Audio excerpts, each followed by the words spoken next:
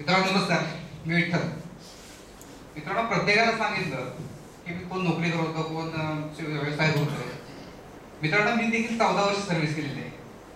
पण या 14 वर्ष सर्व्हिसच्या कालावधीमध्ये मला एक गोष्ट अतिशय प्रकर्षाने जाणवली. आपण नोकरी करत असताना जरी 10,000 11,000 पगार जरी असला तरी महिन्याशेवटी रिकामा खिसा होतोच. आणि ही गोष्ट मला नको होती. आणि त्यासाठी मी भरपूर कंपन्या शोधल्या. पाठमध्ये नेटवर्क मार्केटिंग कंपनीमध्ये काम देखील केलं. पण पैसा मिळाला अशी फक्त आशा बाळगून होतो. अशी पैसा मला कधी मिळालाच नाही. माझ्या खिशातून पैसा गेला.